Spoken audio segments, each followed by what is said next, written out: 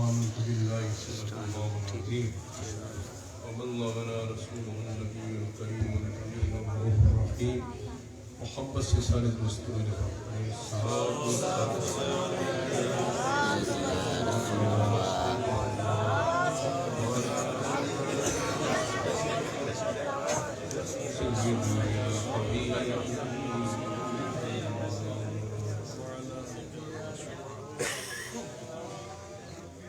حضرات گرامی انتہائی معزز و محترم علماء کرام، آج اس ادارے سے قرآن پاک کی تعلیم مکمل کرنے کے بعد ناظر قرآن پاک سند فراغ حاصل کرنے والے خوش نصیب بچے، طلباء، حاضرین گرامی قدر، کتنی خوش وقت ساتھ ہے، خوش آئند بات ہے کہ نزول قرآن کے 1400 سال بعد ہم قرآن کے فیض سے مستفیض ہو رہے ہیں اور بڑی خوش بختی ہے کہ آج محفل میں نونہال بچوں نے اللہ تبارک و تعالیٰ کی کتاب کو قطرے اپنی سینوں میں محفوظ تو نہیں کیا، مگر اپنے ذہنوں کے گوشوں میں اللہ کے قرآن کو جگہ دی ہے۔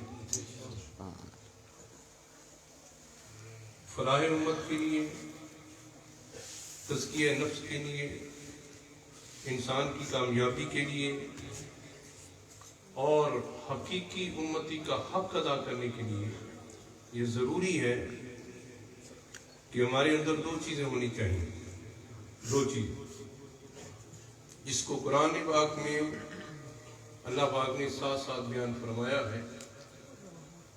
ایک قرآن ہے اور ایک مصطفیٰ کی ذات ہے۔ یہ دونوں چیزیں ہمارے ہاتھوں میں ہوں گی نا تو ہم کامیاب ہیں۔ اگر ایک کی بھی کمی ہوئی تو کامیابی مکمل نہیں ہوئی۔ قرآن پاک میں اللہ تبارک تعالیٰ فرماتے ہیں کہ قَدْ جَاءَكُم مِّنَ اللَّهِ نُورٌ وَكِتَابٌ مُّبِينٌ، دونوں چیزوں کا اکٹھے ذکر کیا ہے اور آج کے دور تک 1400 سال بعد بھی دونوں کا فیض جاری و ساری ہے۔ فرمایا نور، تمہاری طرف دو چیزیں ہیں، نور اور کتاب مبین۔ قرآن پاک میں دونوں کا ذکر، نور اور کتاب مبین۔ فرمایا نور سے مراد کون ہے؟ نور سے مراد کون ہے؟ محمد۔ وہ کتاب مبین اور روشن کتاب، اس سے مراد کیا ہے؟ قرآن پاک۔ اللہ نے فرمایا میں نے تمہاری طرف دو چیزیں بھیجی ہیں، ایک اپنا حبیب بھیجا ہے اور ایک میں نے کتاب بھیجی ہے، روشن کتاب بھیجی ہے۔ اگر دونوں کو پکڑے رکھا اور تمہارے ہاتھوں میں دونوں کے دامن رہے تو پھر کوئی چیز بھی تمہیں پسپا نہیں کر سکتی، پھر قدم با قدم تمہارا مقام یہ ہوگا کہ اللہ کی ذات تمہیں عروج عطا فرمائے گی، بلندی عطا فرمائے گی۔ آج سب سے بڑا المیہ یہ ہے دوستان محترم کہ ہم حقیقی طور پر قرآن پاک کے فیوزات سے محروم ہو چکے ہیں۔ یہ اللہ کا شکر ہے، یہ مدارس عربیہ جو ہیں، ہمارے مدارس سے قرآن پاک کی تلاوت کی آواز آتی ہے، چھوٹے چھوٹے بچے، یہاں تک حضور نے فرمایا، سرکار نے فرمایا جب چھوٹے بچے قرآن کھول کر اللہ کے کلام کی تلاوت کرتے ہیں، چھوٹے چھوٹے بچے، تو حضور نے فرمایا اگر اس قوم پر اللہ کی طرف سے کوئی عذاب بھی آنے والا ہو، اللہ چھوٹے بچوں کی تلاوت کی وجہ سے اپنے عذاب کو دور فرما دے۔ یہ فیوزات ہیں قرآن پاک کے۔ ہم اپنے گھروں میں دوستان محترم قرآن پاک کی فیوز و برکات سے ہم بالکل محروم ہو چکے ہیں، اجتماعی طور پر یا انفرادی طور پر۔ جس طرح حضرت گفتگو فرما رہے تھے تو بڑی اعلیٰ علمی اور اصلاحی قسم کی گفتگو تھی، صوفیانہ گفتگو تھی. وہ قرآن پاک کا نچوڑ ہے یہ ساری باتیں. میں چند باتیں بچے کی مسئلہ ہوئی، چند باتیں 10-15 منٹ.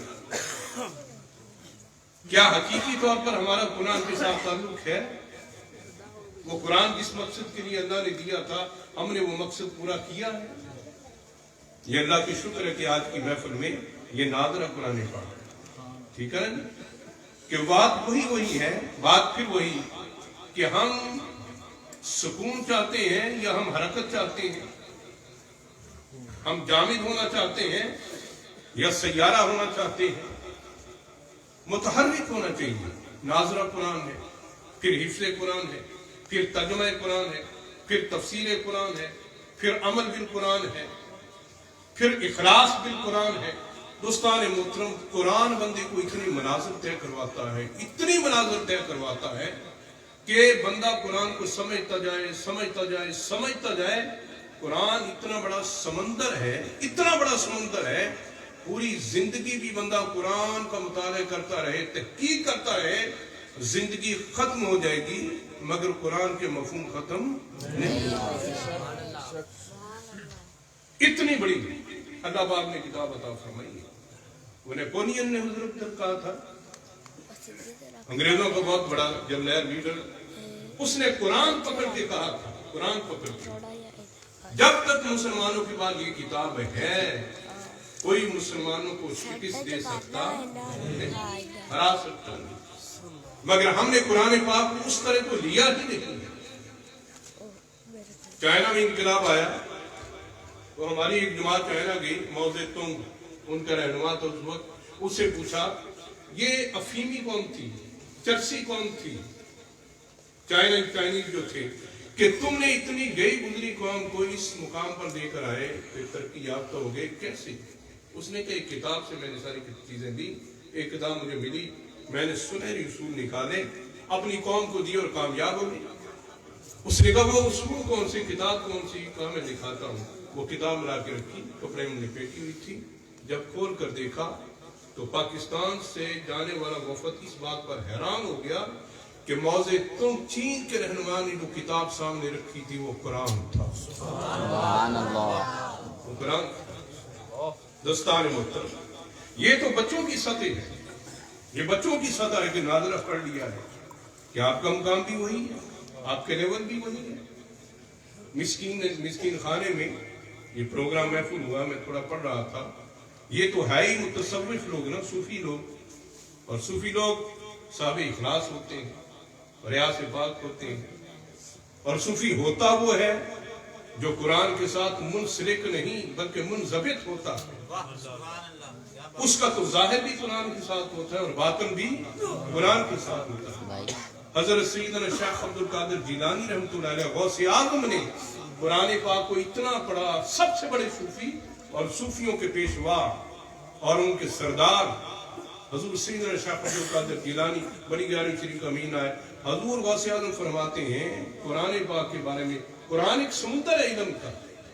صحابی رسول طیب صحابی فرماتے ہیں میری جوتی کا تسمہ گم ہو جائے نا، میری جوتی کا تسمہ بھی گم ہو جائے، میں قرآن سے تلاش کرتا ہوں. او کما کار، کون سی بات ہے جو قرآن میں علاوہ وَلَا رَقْمٍ وَلَا يَابِسٍ إِلَّا فِي كِتَابٍ مُبِينٍ. اللہ نے فرمایا کوئی خشکتر چیز ایسی نہیں جس کا بیان میں نے قرآن میں کیا نہیں. حضور غوث اعظم فرماتے ہیں لِكُلِّ آیَةٍ لَهَا سَبْعَةُ أَبْطُنٍ. حضور غوث اعظم فرماتے ہیں دیکھیں صوفی کا قرآن کے ساتھ تعلق کیا. وہ صوفی کیا جو قرآن نہ پڑھے، قرآن کو سمجھے نہ. اور حضور نبی کریم صلی اللہ علیہ وسلم کے صحابہ سے لے کر آج کے دور پر جتنے صوفیہ گزرے ہیں دوستان محترم زندگی پڑھ کر دیکھیں. شیخ عبد القادر جیلانی فرماتے ہیں 15 سال یہ معمول رہا قرآن کے ساتھ تعلق. دوستان محترم ولایت ایسے نہیں ملتی. آپ فرماتے ہیں 15 سال میرے ایسے گزرے کہ روزانہ رات کو 2 رکعتوں میں پورا قرآن ختم کرتا. 2 رکعتوں 15 سال وہ چلہ کہتے ہیں 40 دن کا چلہ، 40 ماہ کا چلہ، یہ 15 سال کا چلہ آپ نے پورا کیا۔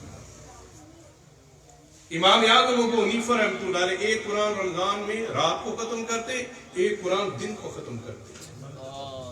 یہ قرآن کی تلاوت ہے، یہ قرآن کی قرات ہے۔ قرآن کو سمجھنا، اور جب سمجھنے کا مقام ہے تو غوث اعظم فرماتے ہیں میں تمہیں بتاؤں، فرمایا آیت قرآن کی ایک ہوتی ہے جس طرح 7 سمندر ہے نا، 7 سمندر ہیں، بات توجہ سے سنیں، فرمایا قرآن کی ہر آیت کے 7 باطن ہوتے ہیں۔ کتنے باطن؟ 7 باطن۔ ایک باطن پہ پہنچے، اس کو کراس کیا، اگلا باطن، پھر اگلا، پھر اگلا، پھر اگلا، اور غوث اعظم نے اس وقت تو کمال کر دی نا، جب درس قرآن دیتے ہوئے حضور غوث اعظم نے ایک قرآن کی آیت کے 40 معنی بیان فرمایا۔ دوستان محترم، اب سمجھے قرآن کیا ہے؟ ہم نے جو میں قرآن کی قسم کھاتا ہوں، مینو قرآن کی قسم ہے کام نہیں، قرآن قسم کی لیے رہ گیا کہ ہمارے گھر میں قرآن 2 نہیں 3 نہیں 4 پڑھے، بڑا بہترین غلاف 500 کا غلاف لے کر آئے بازار سے، وہ چھڑا کے قرآن پاک کو رکھ دیا۔ حق ادا نہیں ہوتا، حق اس وقت ادا ہوتا ہے جب قرآن کو کھولیں، محبت سے سامنے رکھیں، اس کی تلاوت کریں، چند آیات کو سمجھیں، اور پھر اللہ کی بارگاہ میں عرض کریں یا اللہ تیرے قرآن کو پڑھنا میرا کام تھا، اس کا فیض عطا کرنا تیرا کام ہے۔ فیض عطا ہوتا ہے۔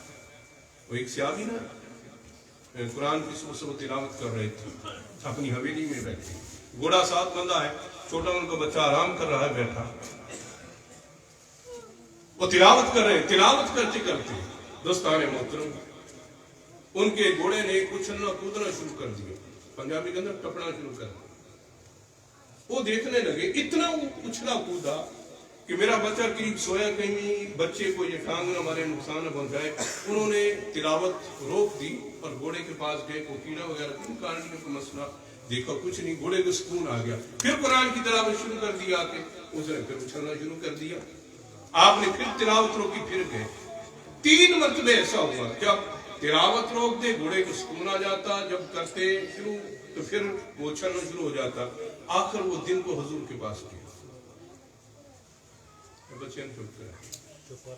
وہ گئے وہاں پر حضور کے پاس، صحابی گئے، یا رسول اللہ آج صبح ایسے ہوا، یہ کیوں ہوا ایسے؟ میں جب قرآن پڑھتا تھا میرے نبی نے یہ نہیں فرمایا کہ میں تو جانتا نہیں، وہ ہوگا کوئی گھوڑے کو مسئلہ نہیں، مجھے کیا مطلب؟ حضور نے یہ نہیں فرمایا، نہیں، سرکار نے فرمایا انی ارا ما لا ترون و انی اسمع ما لا تسمعون، جو میں دیکھتا ہوں تم نہیں دیکھتے، جو میں سنتا ہوں تم نہیں سنتے۔ یہ میرے نبی کا مقام ہے۔ حضور نبی کریم صلی اللہ علیہ وسلم نے فرمایا، حضور نے فرمایا گھروں میں قرآن کی تلاوت کی برکات دیکھی۔ آپ نے فرمایا جب تو قرآن پڑھ رہا تھا، آسمان سے اللہ کے فرشتے تیری تلاوت سننے آ رہے تھے، تجھے نظر نہیں آ رہے تھے، گھوڑے کو نظر آ رہے تھے۔ وہ گھوڑا ان کو دیکھ کر کود رہا تھا کہ اس نے ایسی مخلوق پہلی دفعہ دیکھی تھی۔ فرمایا اس وہ فرشتے نازل ہو رہے تھے تیرا قرآن سننے کے۔ دوستان محترم، میرے نبی نے قرآن کے ذریعے اپنی امت کو کتنی بڑی برکت عطا فرمایا، یعنی جہاں قرآن ہے وہاں اللہ کی برکتوں کا نزول ہے۔ اس لیے دوستان محترم، کوئی صوفی ہو یا غیر صوفی، صوفی تو بڑا درجہ ہے نا جی، اور کوئی تصوف کے راستے پر، اس کی تو زیادہ ذمہ داری ہے۔ اس قدر حضور نبی کریم صلی اللہ علیہ وسلم نے ترکیب فرمائی ہے، قرآن قرآن اور قرآن، اور آخری خطبے میں بھی حضور نے یہ فرمایا تھا، باخدا اپنے گھروں میں قرآن پاک کی تلاوت کیا کریں، اپنے بچوں سے، گھر والوں سے، سب سے کہیں قرآن کی تلاوت ہر کسی کا فرض ہے یہ، اور اس میں برکت ہے۔ اور پھر تلاوت میں رک نہ جائے، بلکہ علماء کرام فرماتے ہیں یہ عام جو ہم پڑھتے ہیں نا قرآن پاک، یہ قرات قرآن ہے۔ جب تلاوت کہا جائے، لفظ تلاوت استعمال کیا جائے، تلاوت کا معنی صرف پڑھنا نہیں ہوتا، بلکہ تلاوت کا معنی ہے قرآن کو سمجھ کے پڑھنا، قرآن کو سمجھ کے پڑھنا۔ قرات ویسے قرآن کی ویسے قرآن پاک پڑھنا قرات قرآن ہے، تلاوت قرآن کا معنی ہے اس کو سمجھا بھی جائے، اس کا ترجمہ بھی دیکھا جائے، اور جب اس طرح قرآن پاک کو سمجھا جائے گا، پڑھا جائے گا، دوستان محترم، پھر اللہ وہ مقام عطا فرماتا ہے۔ حضور نے فرمایا قیامت کے دن قرآن آئے گا، یہی قرآن قیامت کے دن آئے گا، میدان محشر ایک بڑے حسین نوجوان کی صورت میں، بڑے سمرے نوجوان صورت میں قرآن آئے گا اور آ کر کہے گا، سارے دیکھیں گے مولا یہ کون ہے، یہ کون ہے؟ اللہ پاک فرمائے گا یہ میری کتاب قرآن ہے۔ سبحان اللہ۔ آج کتابی صورت میں غلاف ہوں گے، کل ایک نوجوان، کچھ لمبے نوجوان کی صورت، اور حضور نے فرمایا وہ قرآن آ کر پھر میدان معاشر میں کیا کرے گا؟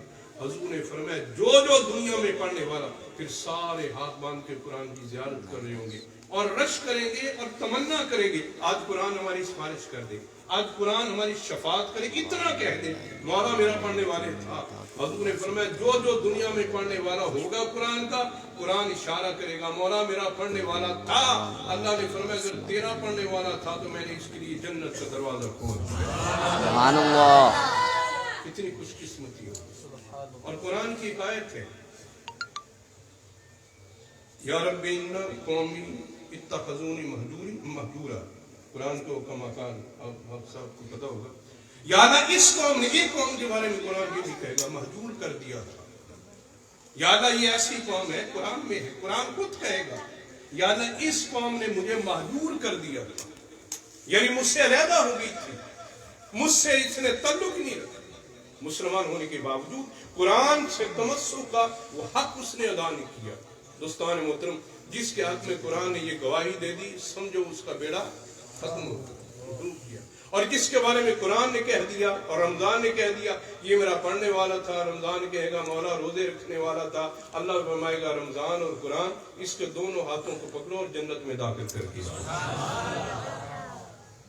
اس لیے یہ قرآن پاک کی بہت بڑی عظیم لازوال کتاب اللہ نے انہیں عطا فرمائی ہے، میں پھر کہوں گا انفرادی برکات کے لیے اور اجتماعی برکات کے لیے۔ آج امت مسلمہ کیوں زوال پذیر ہے؟ مسلمانوں کا حال پتہ کیا ہے؟ اتنی کثرت میں ہونے کے باوجود مسلمان ذلت کا شکار ہے، مسلمانوں کو مار پڑ، اس کی وجہ یہ ہے ہم قرآن سے دور ہو گئے۔ آخری جو حضور نے بھی میرے نبی نے کتنے حج کیے تھے؟ بچیاں تم سب سے نظر رکھو، حضور نے کتنے حج کیے تھے؟ ایک کیا تھا، اور ایک جو حج کیا حضور نے، حج کیے میں جو خطبہ دیا اس میں ایک بات حضور نے فرمائی، فرمایا میں تمہیں دو چیزیں چھوڑ کے جا رہا ہوں، دو چیزیں چھوڑ کے جا رہا ہوں، ایک قرآن اللہ کی کتاب اور ایک میری سنت، میں تمہیں دو چیزیں چھوڑ کے جا رہا ہوں۔ ہم مسلمان ہیں کہ نہیں ہیں؟ اچھا مسکین خانے سے جو تعلق رکھتے ہیں ان کی تو تربیت ہوگی، حضرت صاحب نے تربیت کی ہوگی، کوئی اللہ رسول کا خوف، کوئی سنت، یہ ساری باتیں ان کو سکھائی ہوں گی۔ جو لوگ بالکل کسی خانقاہ سے، کسی عالم سے، کسی مدرسے سے، کسی ادارے سے، کسی جماعت سے تعلق نہیں رکھتے، دوستان محترم وہ بھی اپنا جائزہ لیں۔